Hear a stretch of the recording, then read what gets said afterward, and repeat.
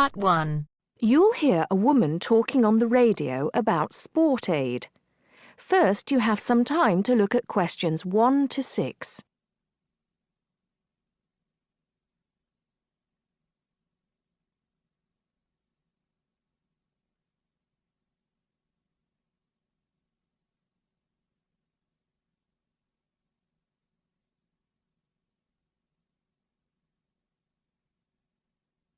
Now listen carefully and answer questions 1 to 6. Hello, you're listening to Redgate Radio and I'm Alex Dunbar. As you may know, people in the city will be taking part in Sport Aid this weekend. Here's Liz to tell us more about this event and how you can get involved. Thanks, Alex. Well, this is the 4th year of Sport Aid, and it looks like it's going to be bigger and better than ever. Sport Aid is organised by the City Council, and it supports a number of different charities, although the main reason for its existence is to raise money to help developing countries. Last year, it raised over £100,000, and that money has helped to make life a little easier for people in many parts of the world. Just to give you one example, the village of Otunga in Chad now has a water supply, meaning that the people no longer have to walk miles every day just to get water. And there are countless stories like that. By contributing to the infrastructure of different regions, it's hoped that things like Sport Aid will enable many more people to climb out of poverty.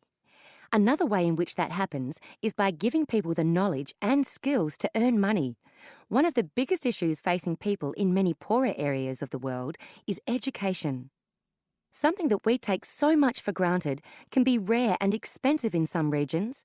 Education is seen as key to development, and money from Sport Aid has paid for schoolrooms and equipment in a number of places.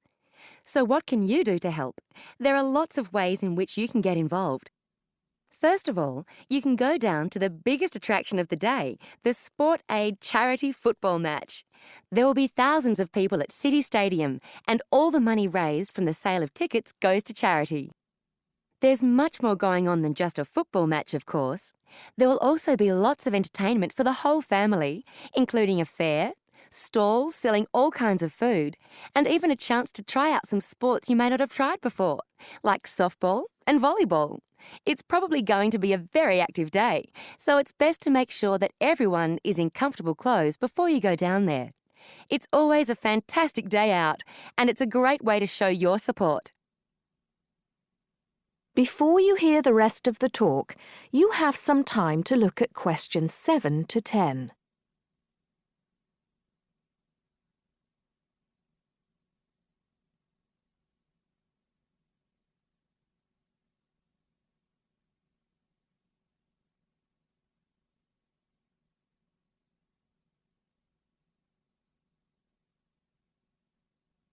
Now listen and answer questions 7 to 10.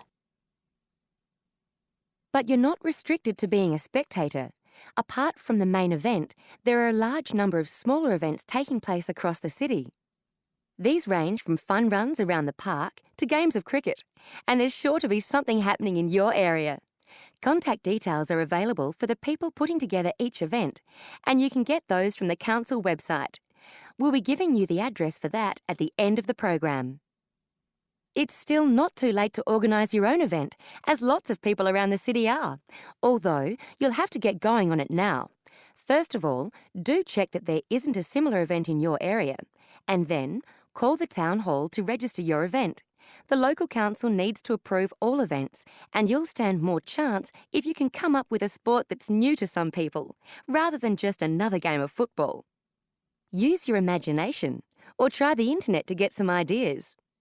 Try to come up with something that's going to get lots of people along, and which will raise money. You might not want to go for anything that turns out to be too costly though, since the council isn't able to supply bats or balls or anything else you need. But they will give you advice on finding a good location, and might even be able to help you out with small prizes for winners, as well as making sure that everyone knows about your event by publicising it on the website and sending you an organiser's pack with lots more information. There are a couple more things you need to be aware of for your event. There aren't any age restrictions. Although, if you're under 18, you'll need to get an adult, such as a parent, to sign the forms for you and to handle any money raised. But you do need to live in the Red Gate area. You should also be prepared for anyone to turn up, since all events are public. That is the end of part 1. You now have half a minute to check your answers.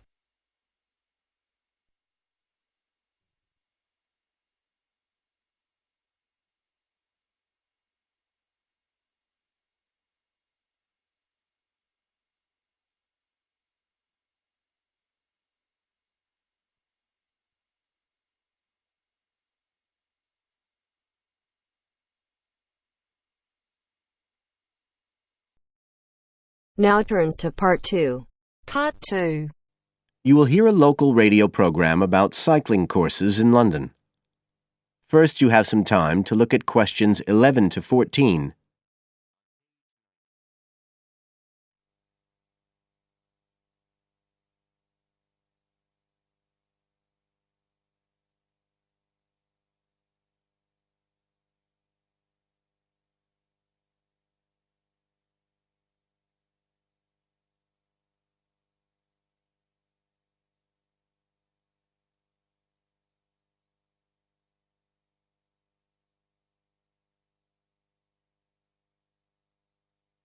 Now listen carefully and answer questions 11 to 14.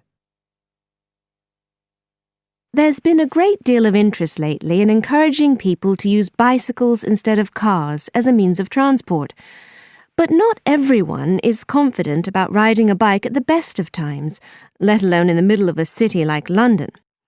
Jack Hayes is a professional trainer who works for a London-based company, City Cyclist, which provides cycle training for the public. What exactly does City Cyclist do, Jack? Well, our basic purpose is to promote cycling as a sustainable form of transport. We believe the best way to promote cycling is to teach people to use their bikes safely and with confidence. In European countries, people all learned from their parents, and they also learned in school. And when I tell them I teach people to ride bikes, they laugh. They think it's crazy. But here in London, it's completely different. You're approaching the point where a whole generation of people have grown up not being allowed by their parents to cycle because it was considered to be getting too dangerous. And so, in turn, they can't teach their children. We believe in realistic training. So if someone wants to use a bike regularly, say to get to work or school, we aim to train them by teaching them to ride on the actual roads they'll use, so they can develop the basic skills they need and build up their confidence that way. At City Cyclist, we believe cycling's for everyone, no matter what age or level of ability or mobility. We do complete beginners and also advanced courses. That's for urban cyclists who want to deal with things like riding in streets with complicated intersections and things like that. We don't promote the use of personal protective equipment for cyclists, and we endorse the policy of the European Cyclists Federation that parents should be allowed to make an informed choice as to whether or not their child wears a helmet. We believe the key to safe cycling is assertiveness, taking your place on the road. This has to be instilled right from the beginning. Assertive road positioning and behaviour is the key to safe cycling in congested urban environments. Some people are surprised that we don't promote the segregation of cyclists from motorised traffic, but we don't think that's practical in all urban environments. Instead, we teach people to use as much road space as they need to travel safely and effectively. You now have some time to look at questions 15 to 20.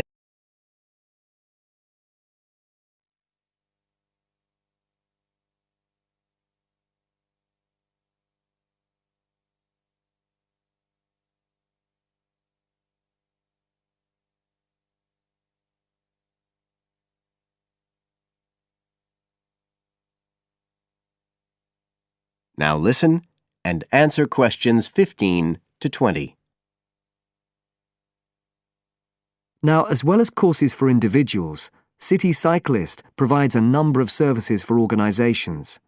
For example, we can deliver fun, safe cycle training activities at schools, arranging courses so that the disruption of curriculum time is kept to a minimum. As well as this, in order to promote safe cycling, we have provided training courses for employees and staff of local councils. And we are also increasingly looking at developing training courses in companies in order to help employers work towards green transport plans by helping to increase the number of staff cycling to work. Right, so that's a brief summary of what we do. If any listeners would like to find out more about the organisation, you can have a look at our website. That's City Cyclist, CITI, cyclist.co.uk. And in order to book lessons, you can either phone us on 020 7562 4028 or do it online. There's an application form on our website, and you can just download that and send it in. We charge £27.50 per hour for one-to-one lessons, plus £6 for each extra person. So you're looking at just £39.50 for a family of 3, say. If you've never been on a bike in your life before, we reckon we can get you riding in 1 hour, and for most people a course of road training usually takes 3 hours.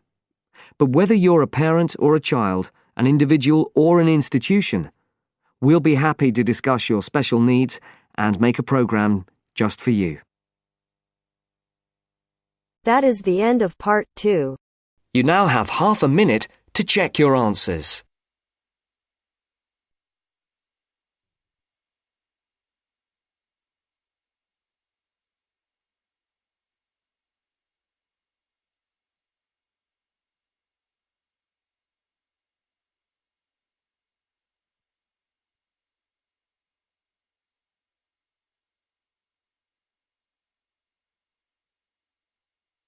Now turns to part 3. Part 3. We'll hear 2 business studies students, Evelyn and Mark, preparing for a seminar presentation. Before you hear the conversation, you have some time to look at questions 21 to 25.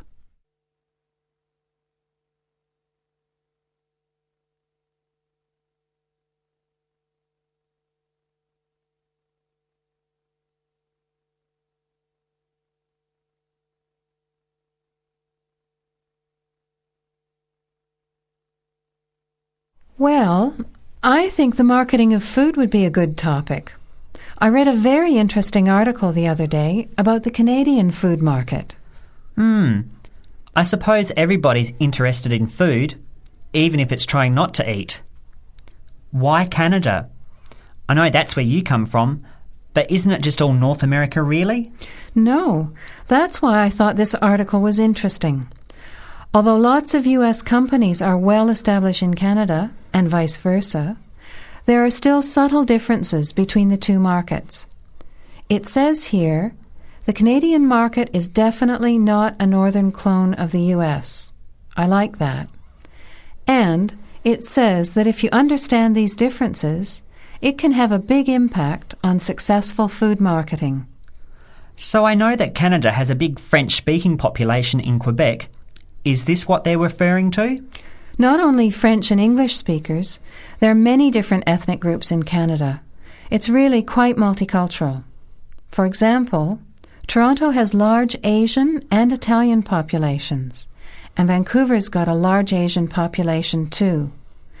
And because Canada's population is small, these groups make quite an impact, introducing new styles of cooking. So you can see lots of unfamiliar vegetables and things in the markets, and new restaurants are opening every day. It's great if you love trying out new foods, as many people do. Which kinds of food are becoming popular? Well, some Asian food, I'd say, has been popular for quite a while, like Chinese. But now, Southeast Asian restaurants are becoming very fashionable. Then there's Mediterranean, of course, such as Greek, Italian, and so on. But Caribbean and Mexican food is really taking off among young people these days. So are the supermarkets starting to stock the ingredients that are needed to prepare these foods at home? You know, all those unusual condiments and sauces. Yes, that's right. It's quite interesting going to the supermarket, isn't it? And noticing how they're introducing sections for foods of different nationalities. You can buy quite exotic products locally these days. The article mentioned that 80% of the Canadian retail market is controlled by 8 major national supermarket chains, so that when they introduce changes, they can happen quite rapidly. OK. Well, how are we going to organise this seminar then? I made some notes on the trends in the Canadian market, about changing tastes, and also patterns for where food is consumed. I thought maybe we could summarize it into a chart or table, and maybe use the overhead projector to present it. Good idea. Maybe I could have a look for similar trends and tastes in Australia and the UK for comparison. Let's have a look at what you found. Before the conversation continues, you have some time to look at questions 26 to 30.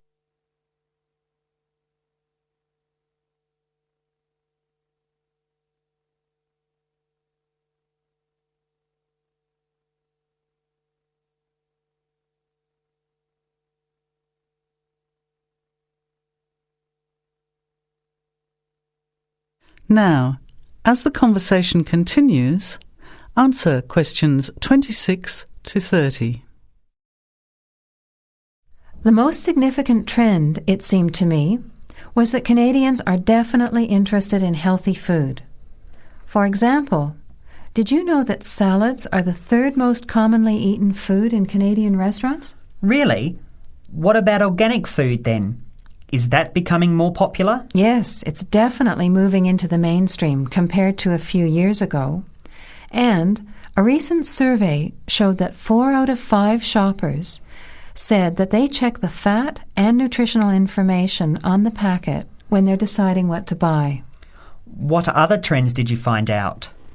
There's one change I noticed straight away when I was home last year, in the meat department. You know, here the meat packaging says rump steak or 4-quarter chops and so on. Well, they discovered that most consumers these days didn't know what to do with these roasts and rounds and ribs. So the government approved a new naming system for cuts of meat, which is related to the required cooking technique. What a good idea. I've never really understood the difference between sirloin, rump, round and all those names. So how many new categories are there? 8. There are 3 kinds of steak, for grilling, for marinating, and for simmering. And then there's what they call quick-serve beef, for stir-fries, I suppose. And premium oven roast, pot roast, and stewing beef. It's a great idea, isn't it? I hope it catches on here. I agree. Any other trends that you thought were significant? Well, what's really interesting is what the article called mobile meals. In other words, more and more Canadians are eating meals away from home, but not just eating more junk food. They're projecting a 40% increase in snack food sales over the next 3 years, and the growth is coming from healthy snacks. You know, the ones that have less cholesterol and fat, such as muesli bars, health food bars, and those types of products. Apparently, in the food marketing jargon, they're called nutritious portable foods, which means healthy snacks. The other major trend is that young people are doing more of the food shopping these days, so marketing has to be aimed more at them, as well as more conventionally at the mother. Thanks, Evelyn. I think we'll have an interesting discussion about these trends and the comparisons with other English-speaking countries. I'll see if I can get some information about them to compare with yours, and meet you on Friday to put it together. See you then. Bye. That is the end of part 3. You now have half a minute to check your answers.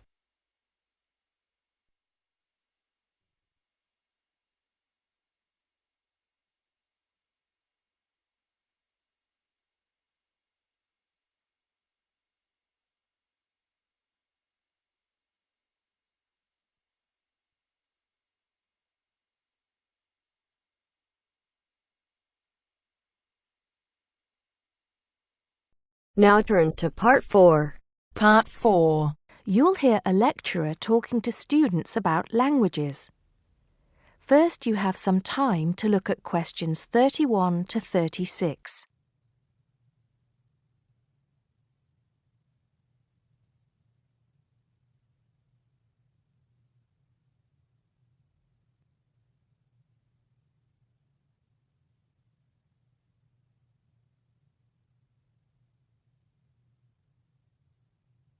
Now listen carefully and answer questions 31 to 36. Good afternoon, everybody. Today, in the first lecture on anthropology, we're going to look at languages and how they are disappearing fast and what effect that's having on people and the world as a whole. We hear so much in the news about the possible extinction of animal and plant species in the world. It's a sad thing that one day certain animals will cease to exist. But how many of you are aware that the world's languages are facing a similar threat? Believe it or not, there are currently more than 6,000 languages spoken in the world today, but experts believe that by the end of this century, this number will be reduced to half. And as each language dies, the culture and specialized knowledge of a community dies with it. The unique knowledge of the environment, local wildlife, plants, animals, and ecosystems, not to mention the cultural traditions of the people themselves, will become lost forever. In essence, each language is not just spoken or written words strung together. Language has the power to hold the entire history of a people. Approximately one language dies every 2 weeks. This is an unprecedented situation. Never before in history has there been this rate of rapid decline. Most human languages are spoken by relatively very few people. Let's put this into perspective. The Ethnologue, the leading authority on the world's languages, has put together a list of every living language known to man. There are over 6,500, of which 6,000 have available population figures. Now, 109 million people speak just 10 of these languages, and they are the major languages of the world. At the opposite end of the scale, there are minority languages which are only spoken by a few people, and that's what this chart is illustrating. The number of languages is represented on the vertical axis, and the total number of languages that make up this group is an astounding 1,619. For each of these smaller language groups, the population range of speakers goes from 1 to 999. Even more incredible is the fact that out of these small languages, over 200 of them have a speaker population ranging from just 1 to 9. Imagine only 9 people speaking your language in the whole world, or even only 1 or 2 people. Now, let's think geographically. In total, there are 516 languages that are nearly extinct, where only a few members of the older generation survive. When they die, the language will die with them, lost forever. The majority of nearly extinct languages come from the Pacific and the Americas, making up 74%, followed by Asia at 15%. Europe has the smallest percentage of languages that are nearly extinct, only 2%. Before you hear the rest of the talk, you have some time to look at questions 37 to 40.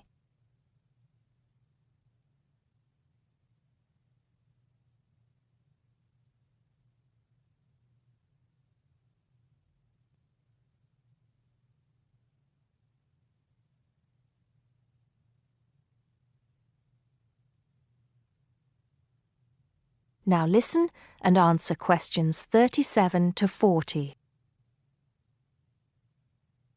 Entire languages which have survived for centuries are disappearing as we speak. But why is this happening now? There are several reasons for a language's demise. Globalization has made the world smaller, and technology has made it easier for people separated by vast distances to communicate in a common language, which further ensures the growth in economic status for such communities. Minority languages have given way to the main languages of global communication, like English. On a social level, speakers may feel the minority language to be old-fashioned and behind the times. Maybe even speakers are slightly embarrassed to speak the language of their forefathers, identifying more with an international language that brings with it improved economic status. Now, some do argue that a reduction in the number of world languages is inevitable, and anything to ease communication between nations is a good thing, and granted, there is a point to be made there, but what are the long-term implications of this? Consider this. Language, in both spoken and written form, is the vehicle for oral traditions to be passed down through generations. When a language becomes extinct, this link is broken and these oral traditions are lost. This has enormous implications for the identity of a community. We can't stop the changes that are happening in the world, but we can try to keep languages alive through language maintenance programs and by documenting languages before they disappear, so they can be studied and maybe even resurrected in the future. It's also important to remember that many people who speak threatened languages can neither read nor write. Helping them become literate goes a long way towards protecting the language. Preserving a language is not easy, but there have been exceptional cases where languages have been brought back to life. In Ireland, Irish Gaelic, once a dying language, through national determination is now spoken by 13% of the country's population. We'll go into what happened there in more detail in my second lecture. That is the end of part 4. You now have half a minute to check your answers.